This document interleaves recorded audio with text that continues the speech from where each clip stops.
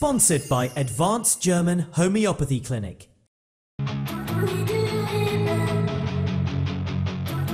I'm Dr. Manoj Pujar, MD Homeopath, Classical Homeopath, Advanced German Homeopathy Clinic, Varicose Ulcer and Diabetic Wound Care Center.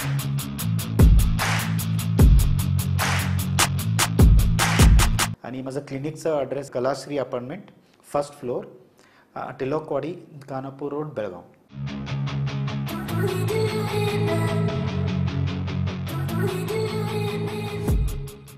नमस्कार, मी श्वेता अंकले. Tarun Bharat news bulletin मध्ये आपल्या सर्वांचे स्वागत. आता पाहूया ठळक घडामोडी.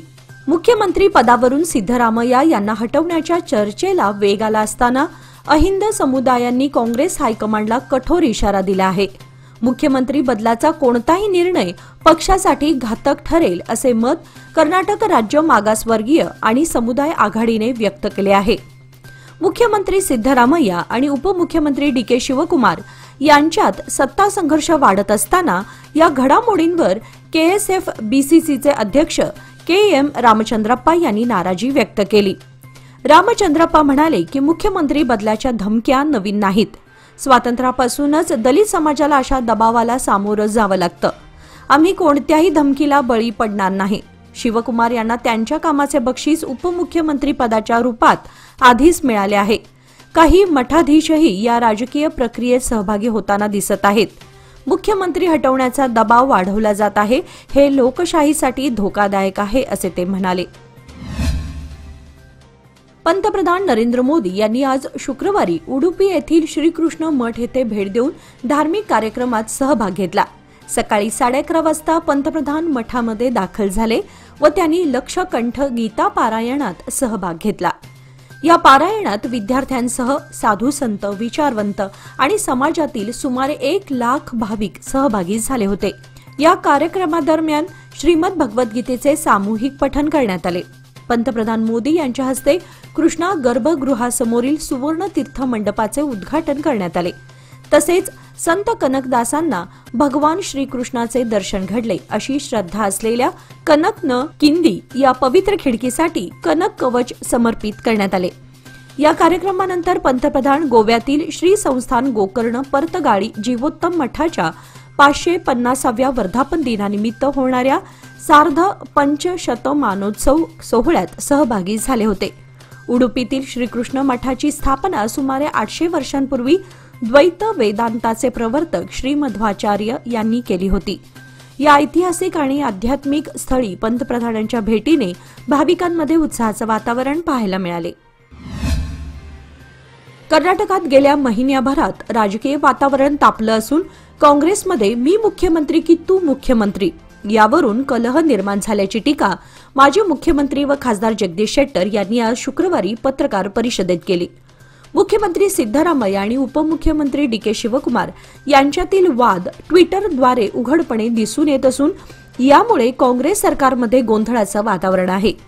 याचा थेट परिणाम राज्याच्या विकासावर झाला असून शासन निर्णयाऐवजी फक्त अंतर्गत राजकारणात गुंतले आहेत असा आरोप शेट्टर यांनी केला. शेतकरी, अंगणवाडी सेविका, कामगार संघटना यांच्याकडून राज्यभरात आंदोलने सुरू असून सरकार मात्र डोळे झाकून ठेवून तमाशा पाहत असल्याचेही ते म्हणाले. भ्रष्टाचार वाढला असून कोणत्याही योजनांसाठी निधी उपलब्ध नसल्याने विकास कामे खोळंबली आहेत. काँग्रेस सरकारने जनतेचा विश्वासघात केला असून हे सरकार फक्त सत्तेसाठी चालवले जात असल्याचा घणाघातही त्यांनी केला. कर्नाटक सरकारच्या आदेशानुसार आणि वाहतूक पोलीस विभागाच्या पुढाकाराने बेळगाव शहरामध्ये आता 3 ठिकाणी फाईन कलेक्शन पॉइंट म्हणजेच दंड वसुली केंद्र कार्यान्वित करण्यात आले आहेत.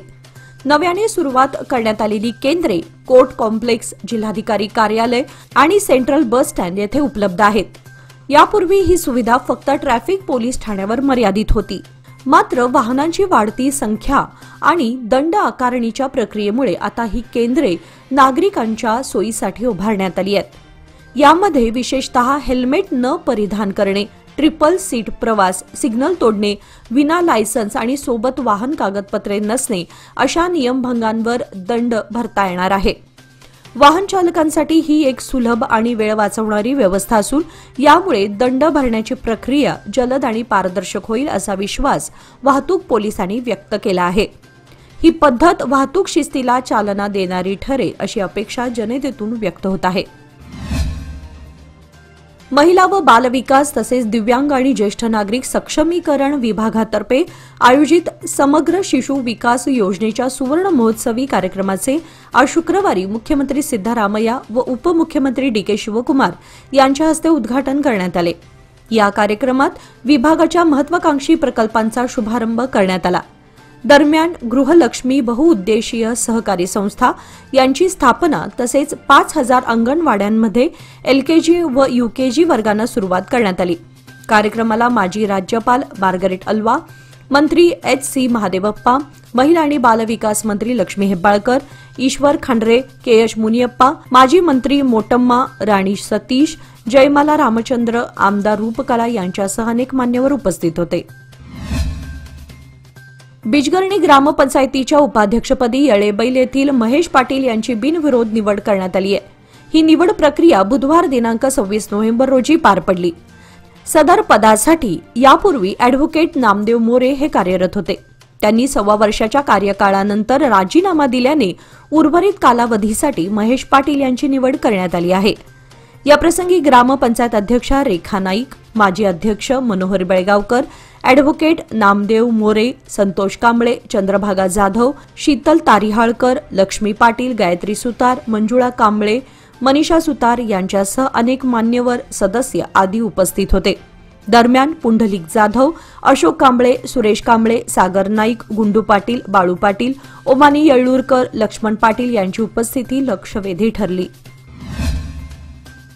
येळेबैल येथील स्मशानभूमीमध्ये ग्रामपंचायत उपाध्यक्ष महेश पाटील यांच्या पुढाकाराने व ग्रामस्थांच्या सहभागातून स्वच्छता मोहीम राबवण्यात आली. पावसाळ्यानंतर स्मशानभूमीत वाढलेले गवत, झाडे झुडपे, निर्माल्य व कचऱ्यामुळे परिसर अस्ताव्यस्त झाला होता. त्यामुळे या ठिकाणी स्वच्छता करणे आवश्यक होते. ही मोहीम महेश पाटील यांच्या उपाध्यक्षपदाच्या कार्यकाळातील पहिल्या उपक्रमांपैकी एक ठरली.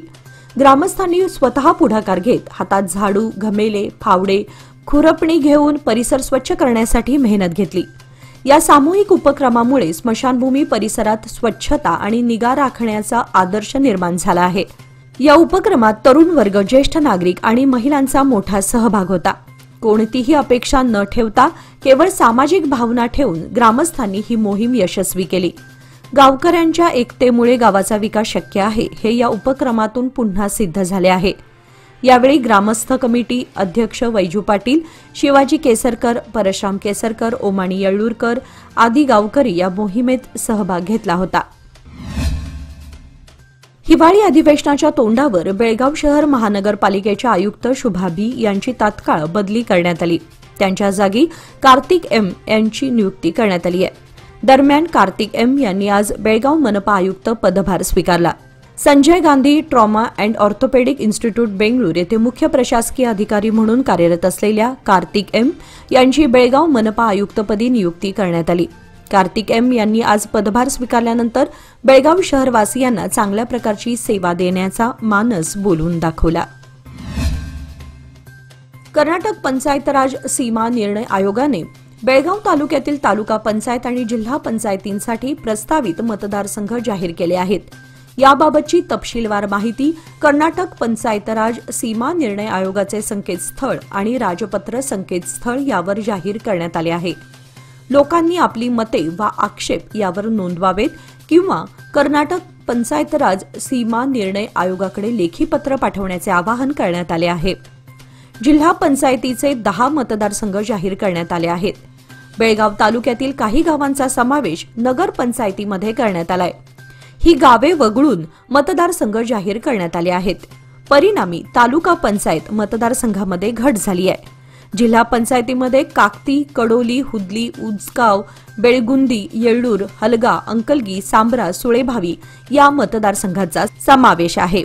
तर तालुका पंचायतीमध्ये नवीन वंटमुरी, होनगा, काकती, केदनूर, कडोली, हुदली, अष्टे, कंग्राळी, बुद्रुक, उचगाव, आंबेवाडी, तुरमुरी, बेळगुंदी, बिजगर्णी, येळ्ळूर, किनये, संतीबस्तवाड, देसूर, धामणे, केकेकोप, बस्तवाड, हलगा, अंकलगी, भेंडीगिरी, तारिहाळ, मुतगा, सांबरा, बाळेकुंद्री खुर्द, मारिहाळ, सुळेभावी, तुमरगुद्दी आदी मतदारसंघांचा समावेश आहे. 3 दशके विश्वासाची, 30 वर्षे लोकमान्याची. सादर आहे लोकमान्य आनंदोत्सव निवेश योजना. 30 महिन्यांच्या ठेवीवर 10.50% व्याज. ज्येष्ठ नागरिकांसाठी 0.5% अधिक माहितीसाठी आमच्या नजीकच्या शाखेला भेट द्या किंवा कॉल करा 180021244050. लोकमान्य, प्रत्येक पावलावर तुमच्या सोबत. फक्त सभासदांकरिता. नियम व अटी लागू.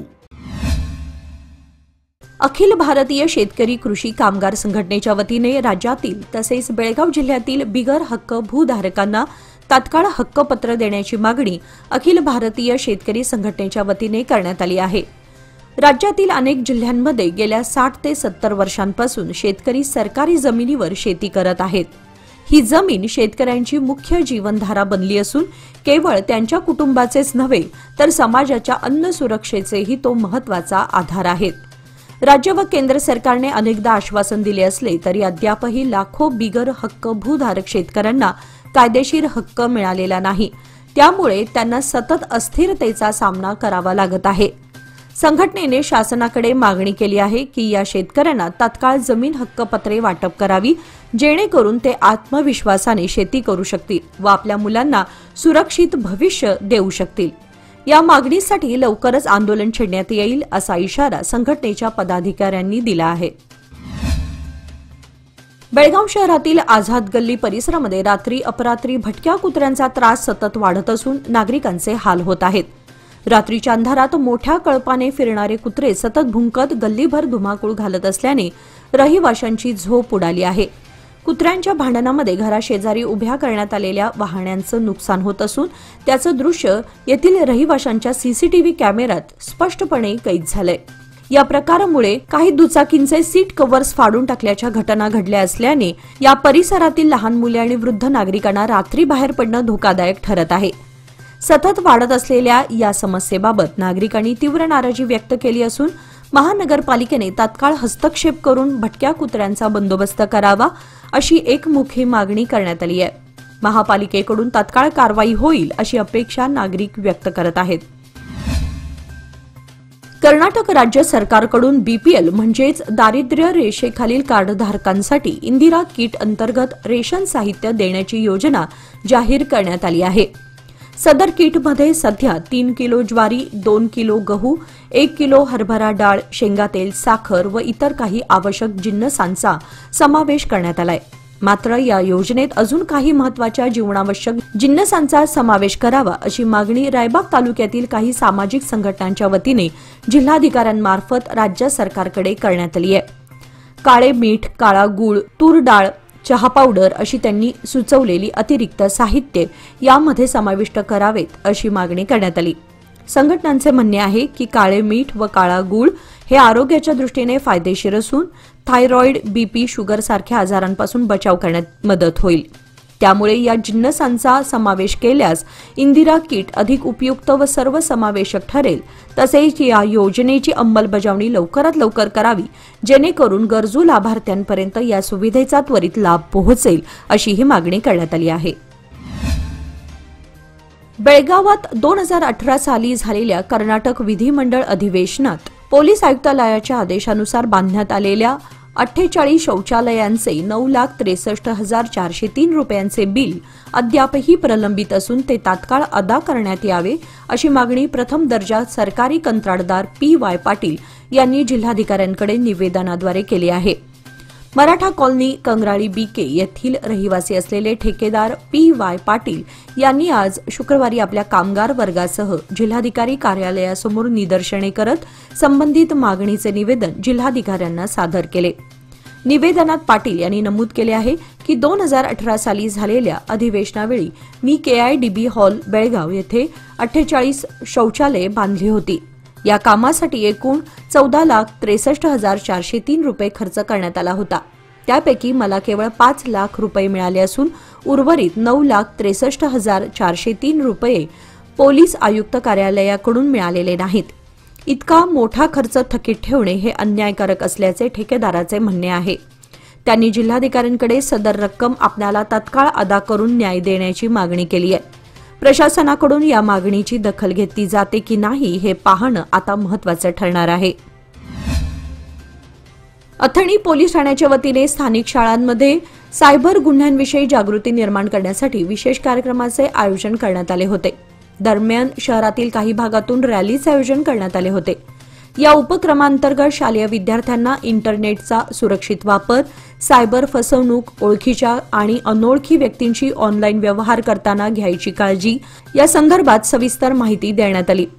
कार्यक्रमात पोलीस अधिकारी आणि कर्मचारी यांनी विद्यार्थ्यांशी संवाद साधत सायबर सुरक्षेबाबत उपयुक्त मोलाचे मार्गदर्शन केले. बदलत्या तंत्रज्ञानाच्या युगामध्ये सायबर गुन्ह्यांचा धोका वाढत असल्याने लहान वयातच योग्य माहिती मिळणे अत्यंत गरजेचे असल्याचे पोलिसांनी सांगितले. विद्यार्थ्यांसह शिक्षकांनीही या कार्यक्रमाचे कौतुक केले असून असे उपक्रम नियमितपणे राबवण्याची मागणी केली आहे. बेळगाव तालुक्यातील हलगा, बस्तवाड, कोंडुस्कोप, केकेकोप, तारिहाळ, अलारवाड आणि इतर गावांना जोडणारा महत्वाचा बेळगाव येडियुरप्पा मार्ग म्हणजेच जुना पीबी रोड गेल्या अनेक दिवसांपासून खड्ड्यात हरवला होता. रस्त्यावर मोठमोठे खड्डे पडल्याने अपघातांचे प्रमाणही वाढले होते आणि नागरिक वाहनधारक त्रस्त बनले होते.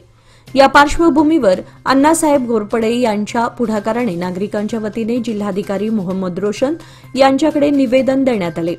निवेदनाची तातडीने दखल घेत जिल्हाधिकाऱ्यांनी तत्काळ रस्ता दुरुस्तीचे आदेश दिले आणि कामास सुरुवात करण्यात आली. रस्त्याची दुरुस्ती पूर्ण झाल्याने गावकऱ्यांना मोठा दिलासा मिळालाय. त्यांच्या या तातडीच्या कारवाईबद्दल शुक्रवारी जिल्हाधिकारी मोहम्मद रोशन यांचा स्थानिक नागरिकांनी सत्कार करून आभार व्यक्त केले. जिल्हाधिकाऱ्यांच्या तत्पर कार्यामुळे या भागातील नागरिकांच्या सुरक्षेची आणि दळणवळणाची समस्या सुटल्याने समाधान व्यक्त होत आहे.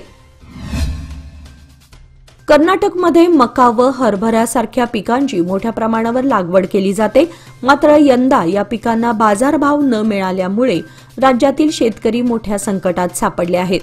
या पार्श्वभूमीवर राज्याचे मंत्री दिनेश गुंडूराव यांनी पंतप्रधान नरेंद्र मोदी यांच्याकडे निवेदन सादर करून केंद्र सरकारने तातडीने दखल घ्यावी अशी मागणी केली.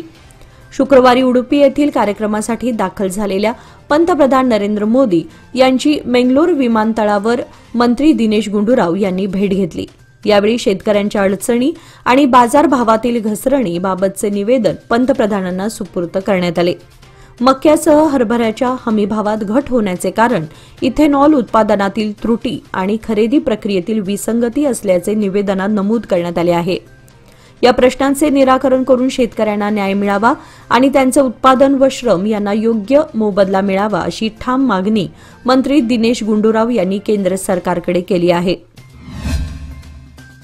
बाळेकुंद्री खुर्द येथील ग्रामदेवता व नवसाला पावणारी देवी म्हणून प्रसिद्ध असलेल्या श्री चौंडेश्वरी देवीच्या यात्रेला आज शुक्रवार दिनांक 28 नोव्हेंबर पासून प्रारंभ झाला.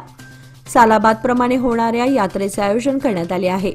मागील 2 दिवसांपासून कमिटीने जय्यत तयारी केली असून दरवर्षी येथील यात्रेला हजारो भाविकांची उपस्थिती लाभत असते. देवस्थान कमिटीने गावच्या प्रवेशद्वारासह ठिकठिकाणी स्वागत कमानी उभारल्या असून मंदिरावर आकर्षक विद्युत रोषणाई करण्यात आली आहे. भक्तांना देवीचे दर्शन व्यवस्थितरित्या घेता यावे यासाठी विशेष व्यवस्था करण्यात आली आहे. आज पहाटे हक्कदार व भक्तांच्या वतीने अभिषेक, आरती व सामूहिक पूजा संपन्न झाली. तर दिवसभरात ओटी भरणे, नवस फेडणे आदी धार्मिक कार्यक्रम पार पडले.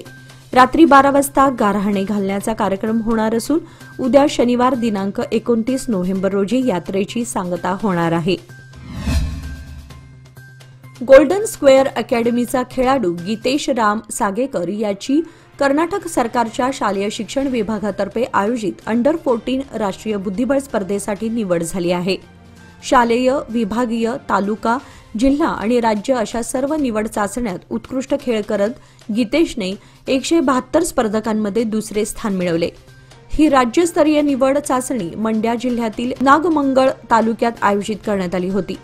गीतेशच्या बुद्धिबळ प्रवासात त्याला प्रशिक्षक प्रशांत अन्वेकर यांचे मार्गदर्शन लाभले आहे.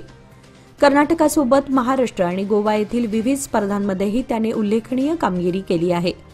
ऑल इंडिया FIDE रेटेड खेळाडू असलेल्या गीतेशचा क्लासिकल रेटिंग 1527 असून त्याला BDCA बेलगाम डिस्ट्रिक्ट चेस असोसिएशनचे सक्रिय सहकार्य मिळत आहे.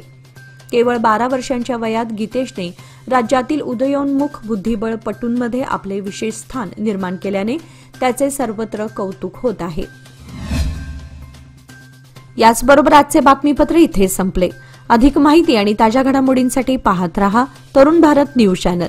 तसेच आमच्या चॅनलला लाईक, शेअर आणि सबस्क्राईब करायला विसरू नका. आणि विश्वासार्ह बातम्यांसाठी दररोज वाचा दैनिक तरुण भारत. धन्यवाद.